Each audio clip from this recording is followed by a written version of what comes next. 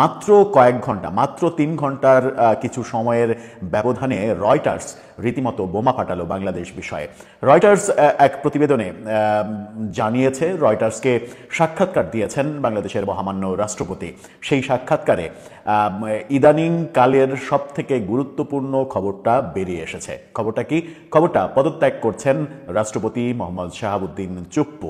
রয়টার্সকে এই চাঞ্চল্যকর খবরটি তিনি দিয়েছেন। রয়টার্সকে উদ্ধৃত করে বাংলাদেশের সকল গণমাধ্যম এখন এই খবর করতে ব্যস্ত। যখন আমরা এই ভিডিওটা করছি তার কিছুক্ষণ আগে এই খবরের জন্ম হয়েছে। কি বলেছেন মহামান্য রাষ্ট্রপতি রয়টার্সকে? কবে পদত্যাগ করছেন, কখন চলে যাচ্ছেন, রাষ্ট্রপতি চলে যাওয়ার পরে নতুন করে কোনো সংকট তৈরি হবে কিনা, কিংবা রাষ্ট্রপতি আদতে কি বললেন, কি কারণে তিনি পদত্যাগ করছেন, চলুন একটু জেনে দেখি এই ভিডিওতে। থাকবেন পলিটিক্স টিভির নিয়মিত আয়োজনে।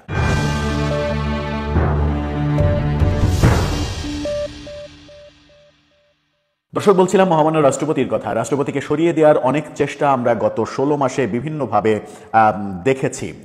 তার পদত্যাগের দাবি করা হয়েছে, তাকে সরিয়ে দেওয়ার চেষ্টা করা হয়েছে, এনসিপি থেকে বারবার দাবি জানানো হয়েছে তাকে সরিয়ে দেওয়ার জন্য।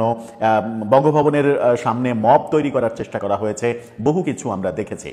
গত 15-16 মাসে একের পর এক অধ্যাদেশ জারি করা হয়েছে রাষ্ট্রপতির তরফ থেকে।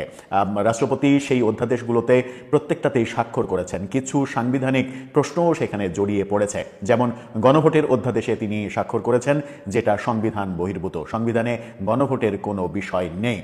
এরকম বিষয়গুলো নিয়ে যখন আলোচনা হচ্ছে যে এই ব্যাপারগুলো পরবর্তীতে চ্যালেঞ্জ হয়ে পড়লে রাষ্ট্রপতিও বিপদে পড়ে যেতে পারেন, ঠিক সেই মুহূর্তে রয়টার্সকে আজকে তিনি জানিয়েছেন পদত্যাগ করছেন। পদত্যাগ করছেন ঠিক কবে সেটাও একটু বলে দিই। পদত্যাগ তিনি করবেন 12ই ফেব্রুয়ারি নির্বাচনের পরেই, অর্থাৎ নির্বাচন শেষ তিনিও পদত্যাগ করবেন। এই খবরটি তিনি দিয়েছেন। রয়টার্সকে উদ্ধৃত করে বাংলাদেশের প্রথম আলো এই খবরটা নিশ্চিত করেছে। প্রথম আলো সহ বাংলাদেশের সব পত্রিকায় এখন এই খবরটা করতে ব্যস্ত। প্রথম আলোর শিরোনামটা আপনারা দেখে নিতে পারেন। সেখানে বলা হচ্ছে, রয়টার্সকে সাক্ষাৎকার, অপমানিত বোধ করছেন রাষ্ট্রপতি শাহাবুদ্দিন, নির্বাচনের পরে পদত্যাগ করতে চান। কি বলছেন তিনি? রাষ্ট্রপতি শাহাবুদ্দিনের পদত্যাগের পরিকল্পনার খবর রয়টার্স দিচ্ছে। তিনি বলেছেন, অধ্যাপক ইউনূসের নেতৃত্বাধীন অন্তর্বর্তী সরকারের দ্বারা তিনি অপমানিত বোধ করছেন। খুবই গুরুত্বপূর্ণ একটা ইনফরমেশন তিনি বলেই ফেললেন। যদি অপমানিতই বোধ করেন, মানে এটা তো নিশ্চিতই জানাই যাচ্ছে যে তিনি অপমানিত বোধ করছেন, এবং অপমানজনক বহু কর্মকাণ্ড এর মাঝে করা হয়েছে। গত 21শে ফেব্রুয়ারিতে আমরা দেখেছি শহীদ মিনারে ফুল দেওয়ার যে রেয়াজ, রাষ্ট্রপতি এবং প্রধানমন্ত্রী কিংবা প্রধান উপদেষ্টা একসাথে দাঁড়িয়ে পাশাপাশি প্রথমে রাষ্ট্রপতি ফুলে হাত দেন, তারপরে প্রধানমন্ত্রী ফুলে হাত দেন, সেই রেওয়াজ ভেঙে ফেলা হয়েছে গত ফেব্রুয়ারিতে। রাষ্ট্রপতির যখন ফুল দেওয়ার সময় তখন প্রধান উপদেষ্টা প্রফেসর ইউনূস শহীদ মিনারেই ছিলেন না। রাষ্ট্রপতি চলে যাওয়ার পরে তিনি শহীদ মিনারে প্রবেশ করেছেন।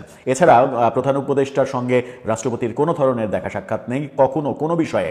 জরুরি এত যে সাংবিধানিক আদেশ জারি করা হচ্ছে, জুলাই সনদ পর্যন্ত সাংবিধানিক আদেশ জারি করা হলো, কোনো প্রেক্ষাপটেই প্রধান উপদেষ্টা রাষ্ট্রপতির সঙ্গে সাক্ষাৎ করেননি। এছাড়া অনেক কিছুই আমরা দেখেছি। সেই ব্যাপারটাই তিনি বলেছেন একেবারে সরাসরি রয়টার্সকে, যে প্রধান উপদেষ্টা প্রফেসর ইউনূস সরকারের দ্বারা তিনি অপমানিত বোধ করছেন। আজকে রয়টার্সকে দেওয়া এক সাক্ষাৎকারে রাষ্ট্রপতি এই কথা বলেছেন।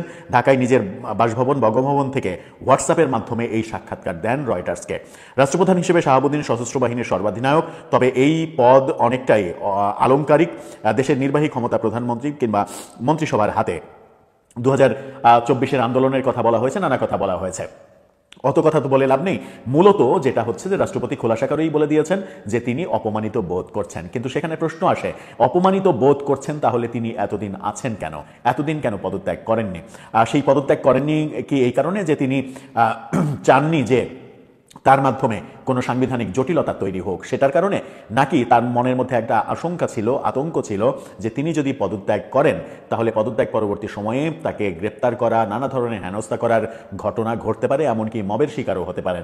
রাষ্ট্রপতি থাকাকালীনই বঙ্গভবনের সামনে মবের যে চেষ্টা আমরা দেখেছি, সেটা বলেই দেয় যে তিনি পদত্যাগ করলে সেরকম মানে ব্যাপারের একেবারে মুখোমুখি দাঁড় করানো হতো তাকে। সে কারণেই হয়তো তিনি এতদিন মুখ বুজে সব কিছু সয়ে গেছেন, কিন্তু আমার মনে হয় যে আর কয়টা দিন সয়ে যেতে পারলেই ভালো হতো। এরকমভাবে রয়টার্সকে ঠিক নির্বাচনের তফসিল ঘোষণার দিন তিনি যে কথাটা বললেন, এটা নিয়ে নতুন একটা উত্তেজনা তৈরি হতে পারে এবং নির্বাচনটাও প্রশ্নবিদ্ধ হতে পারে। তাহলে কি ভেতরে ভেতরে অন্য কোনো পরিকল্পনা কাজ করছে? দর্শক, আপনার কি মনে হয়? আপনার মতামত জানিয়ে লিখতে পারেন আমাদের কমেন্ট বক্সে।